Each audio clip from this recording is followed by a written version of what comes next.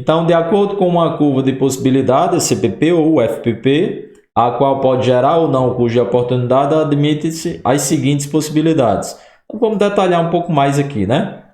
Detalhar um pouco mais, ficar um pouco mais fácil aí para vocês. Eu vou ter 4 pontos principais, 4 níveis, tá? Da minha curva de possibilidade de produção. Quais são eles? Eu vou ter o nível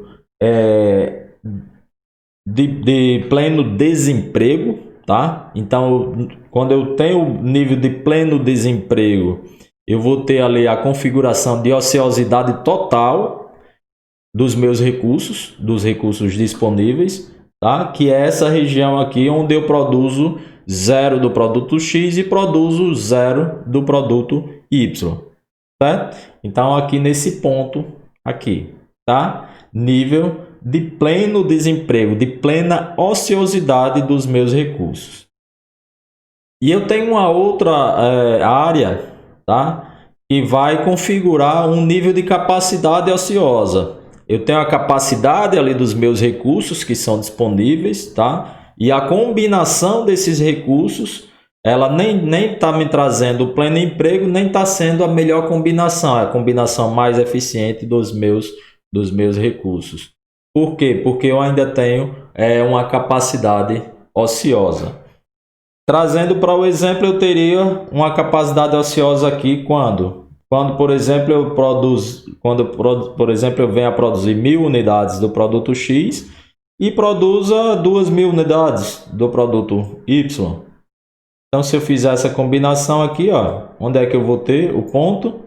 Eu vou ter um ponto aqui, ó, nesse local, tá? Que vai estar numa área de nível de capacidade ociosa. Então, eu tenho uma possibilidade de produzir muito mais produtos X, muito mais produto Y, mas não produzo.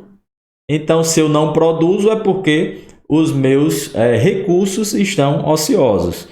Então, toda essa área abaixo da curva aqui, tá? Abaixo da curva de possibilidade de produção, dentro aqui, eu tenho nível de capacidade ociosa. Eu tenho os recursos, tá? Por exemplo, aqui eu coloquei aqui para dar um alerta para vocês. Então, por exemplo, eu tenho o tênis e eu tenho os pés, né? Para correr. Só que eu não combinei esses recursos. Esses recursos estão ali disponíveis, mas eu não estou utilizando, certo? Então aí se configura o quê? Isso se configura um nível de capacidade ociosa. Bacana?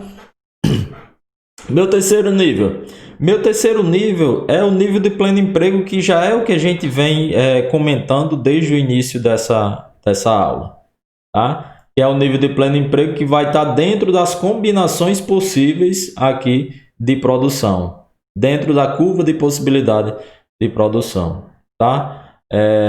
Naquela relação de quando eu tenho o pleno emprego. Quando eu passo a produzir mais de um produto, eu passo a produzir menos de outro produto. E isso vai ser configurado sempre dentro dessa curva. Ok? E eu tenho um nível impossível, tá? Impossível de produção. Que são as produções que vão estar fora e vão estar acima dessa minha curva. Por que a gente configura aqui inicialmente como um nível impossível de produção? É porque para eu conseguir essa produção, eu preciso de um envolvimento tecnológico, tá? Que eu saia de uma zona de uso, tá? Passe para uma outra de utilização ainda mais adequada desse meu recurso, tá? Eu tenho aqui ainda no nível de pleno emprego o uso de todos os recursos, tá? Mas nesse nível impossível de produção, eu preciso de uma revolução, de uma ação tecnológica que faça com que eu use ainda da melhor forma esse meu nível de pleno emprego. Então, eu diria que vai para esse nível que a gente chama inicialmente de impossível de produção, a partir do momento de que eu faça um envolvimento aí de inovação tecnológica, tá certo?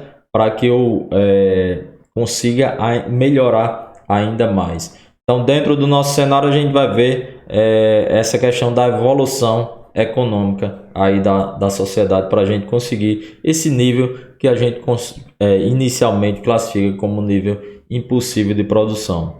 Porque hoje a gente enxerga ele como impossível, tá? Mas a partir do momento que eu tenho uma tecnologia que consiga fazer com que eu use ainda melhor esses meus recursos, aí eu dou o salto, tá? Eu faço a expansão desse meu nível de pleno emprego. Então é como se no nível de pleno emprego, com a tecnologia atual, eu consigo o meu nível de pleno emprego, tá? E para eu conseguir esse nível impossível de produção, eu preciso de algo a mais dentro dessa tecnologia, que ainda não foi descoberta, tá? A partir do momento que ela passa a ser descoberta, eu tenho uma expansão, vou para o meu nível impossível de produção e se cria um novo nível que a gente chama impossível de produção, que ele vai ser atingido também caso ocorra uma outra revolução tecnológica, uma outra ação tecnológica para utilizar ainda melhor os recursos que a gente tem,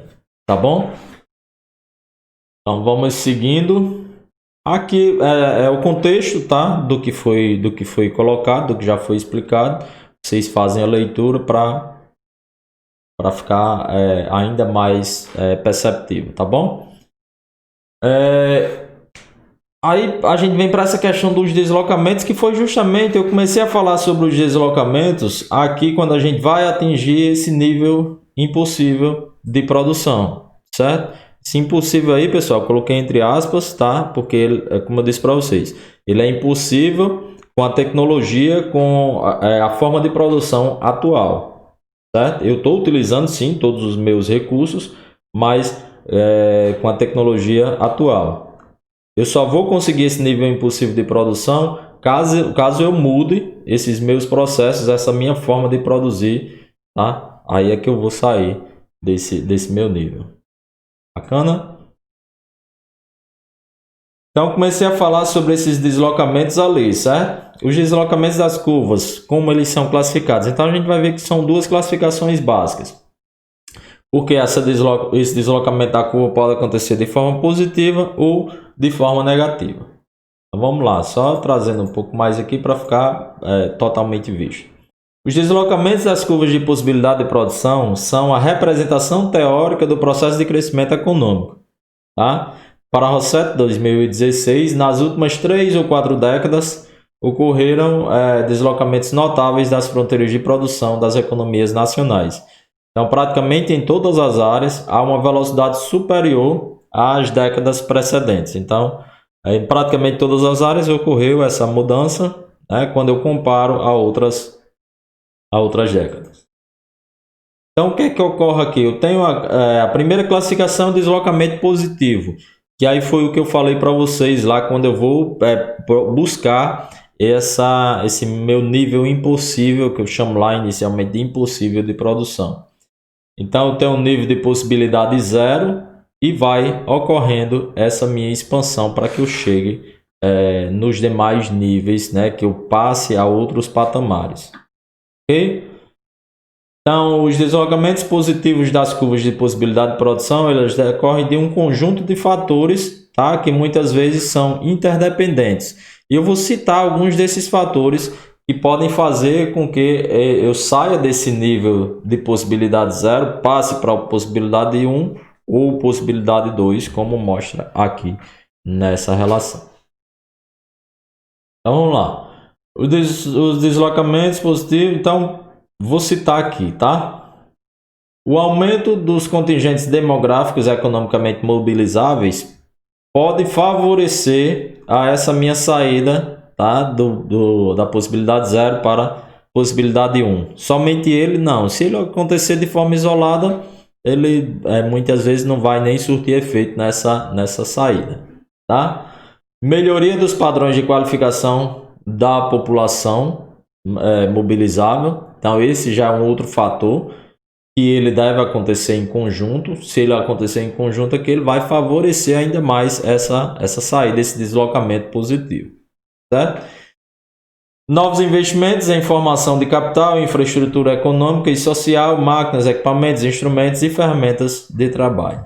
Veja só, tudo que eu falei aí foi o quê? Nós estamos falando em recursos, tá? Melhoria dos padrões de qualificação da população mobilizável é o quê? Recursos humanos, são recursos humanos. Então vão melhorar a minha produtividade. O aumento dos contingentes demográficos é o quê? Recursos humanos. E depois aqui, novos investimentos em formação de capital e infraestrutura econômica e social. Mais recursos, né? Recursos ali. Então, falei em recursos nos 3 tópicos. Então, para que eu saia dessa produção 0 e vá para a produção 1, eu preciso, tá? Para que ocorra isso na minha economia, eu preciso que ocorra pelo menos esses 3. Eu acho que ainda tem, ainda tem mais um quarto aqui que eu vou mostrar para vocês. E são novas capacitações tecnológicas, que foi o que eu falei muito, tá? Quando eu comecei a explicar a questão daquele nível impossível de produção. Novas capacitações tecnológicas devem estar disponíveis, atuando como elemento de ligação entre os novos suprimentos e recursos de capital e trabalho. Então veja só, quando é que uma economia consegue saltar lá da possibilidade 0 para a possibilidade 1? Ela consegue saltar caso eu tenha a combinação desses meus recursos. Eu falei de recursos humanos, tá? Recursos de equipamentos e recursos tecnológicos, certo? Então, eu preciso dessa quantificação aí, dessa combinação desses recursos para que a minha economia dê esse salto. Preciso, nos recursos humanos, eu preciso tanto de quantidade humana quanto principalmente de qualidade humana. Qualidade que eu falo em relação a poder, a conhecimento de técnicas de produção. Ok? Técnicas de gestão, técnicas de produção como um todo. A outra configuração, a gente vem para os deslocamentos negativos. Quando é que ocorre um deslocamento negativo? Eu estou em P0, possibilidade 0, tá? Aí eu passo a produzir menos, estando na possibilidade 1 ou na possibilidade 2. Então eu passo a produzir menos. Quando é que isso ocorre? São várias também as possibilidades. Eu vou mostrar para vocês aqui alguns pontos, tá? Um que é bem nítido aí é essa questão das pestes e epidemias, né? Que vai fazer com que possa ocorrer uma redução nessa eficiência produtiva.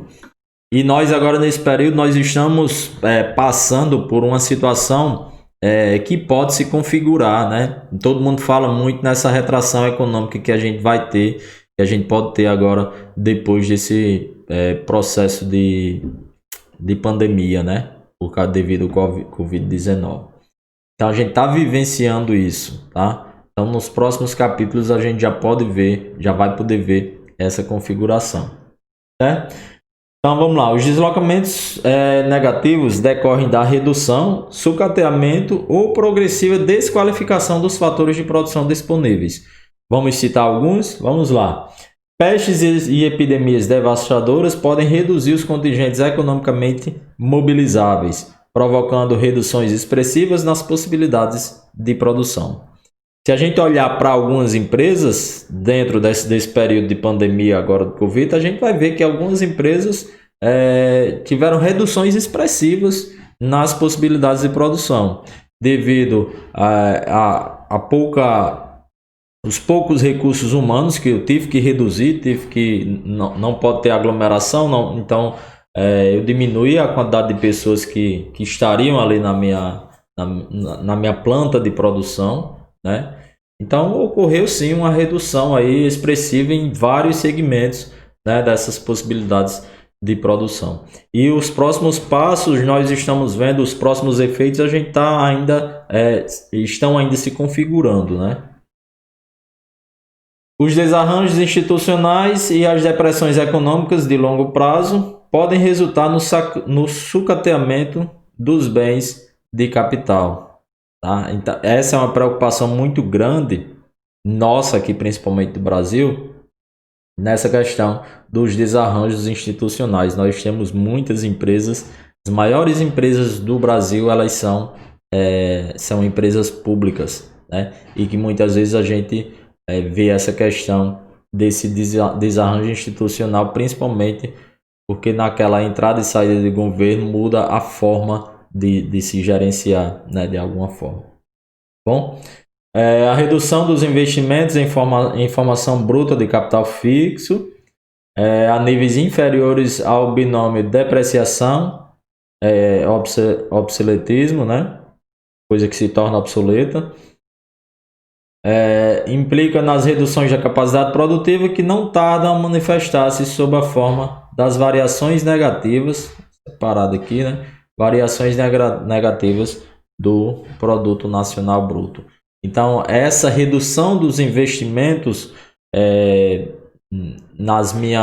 nos meus recursos, nas minhas capacidades tecnológicas, nas minhas capacidades de produção, vão afetar diretamente esse nosso produto nacional bruto, que pode fazer com que, né, ocorra assim uma depreciação, ocorra uma redução, um sucateamento ali das minhas fontes de produção, certo? Outro exemplo aqui são as explorações predatórias existentes, que podem também resultar na devastação dos recursos naturais, tá? Então, estou falando de fator de produção aqui. Qual é esse fator de produção? Fator de produção terra, né? Que são os recursos naturais, atingindo a sustentação do crescimento ou até mesmo a própria perpetuação da atividade. Então, quando muitas vezes ocorrem em conjunto esses fatores, tá? Eu posso ter na minha economia uma saída de um patamar mais alto, mais eficiente produtivamente, né? Com eficiência produtiva mais alta, para uma redução, para uma geração ali de ociosidade, tá? Quando eu passo a vir para a parte interna da minha curva, né? Da minha curva de eficiência produtiva. Ok? Vamos seguir aqui. A gente vem para a lei dos rendimentos decrescentes, tá? O que é que diz essa lei? Então, vou tentar explicar para vocês aqui. Vamos primeiro para o contexto, porque está aqui no texto, e eu vou explicar para vocês o que é essa lei dos rendimentos decrescentes. Dada como inalterada a capacidade tecnológica de uma economia, tá? Sem alteração nessa capacidade tecnológica da economia, as modificações positivas no suprimento de um ou mais recursos físicos de produção poderão provocar a expansão de sua capacidade final de produção. Tá? Então, dada essa inalteração na tecnologia, se eu passar a utilizar melhor os meus recursos, eu consigo produzir um pouco mais, eu consigo expandir essa minha capacidade final de produção, beleza? Só que, todavia, na hipótese de se registrar a limitação de um ou mais recursos, tá? Os aumentos na capacidade poderão ser menores do que proporcionais, tornando-se muitas vezes decrescentes ou até nulos, tá certo? Então, como é que a gente consegue identificar essa lei dos rendimentos decrescentes? Tá? Então, tenho quais são os meus três recursos principais? Trazendo para um resumo de recursos, nós temos os fatores de produção terra, temos o fator de produção trabalho e temos o fator de produção tecnologia. Tá? O que é que se quis dizer nesse texto anterior? A partir do momento em que eu consigo aumentar, por exemplo, o meu fator trabalho e consigo aumentar o meu fator tecnológico, mas deixo fixo o meu fator terra, tá? Então, eu consigo alterações aqui nesses dois recursos, mas eu deixo um deles fixos, tá? Então, vai se configurar, a partir desse momento da fixação de um dos fatores, vai se configurar essa relação da lei dos rendimentos decrescentes. Então, no primeiro patamar, eu consigo sim um avanço, tá? Eu saio da possibilidade 0 e vou para a possibilidade 1. Consigo um aumento muito bom, tá? Depois, ainda continuando fixo, o aumento do segundo patamar P1 para o P2, ele já não vai ser tão grande como essa primeira relação, tá? E assim como vai ser também menor do P2 para o P3. Então aí começa a se configurar a lei dos rendimentos decrescentes. Então eu vou saindo de patamares, tá? Mas não consigo manter essa mesma relação de rendimento que eu tive para sair do meu primeiro patamar para o meu segundo. Porque eu fixei um dos meus recursos e os outros eu fiz o aumento, né? Eu aumentei em quantidade, tá certo? Mas eu tenho uma limitação aqui em um desses a partir do momento que eu tenho essa fixação. Então aí vai se configurar essa lei, ok? Então, pessoal, dentro desse contexto, para ficar um pouco mais claro para vocês essa questão das leis dos rendimentos, tá? Eu vou passar para vocês um exercício e vocês vão fazer, vão verificar dentro desse exemplo, tá? Como se configura, tá? Essa lei que vai se configurar, na verdade, a partir da limitação de um ou mais recursos, tá? Quando eu coloquei aqui, eu fiz o exemplo, a limitação de um dos recursos, recurso terra, por exemplo, tá? Continuei no aumento desses dois, mas fixei o terra. Só que o terra vai fazer com que em algum momento eu não tenha o mesmo rendimento, o mesmo ganho de rendimento. Tá bom? Então vou passar um exercício aqui para ficar mais fácil aqui para vocês.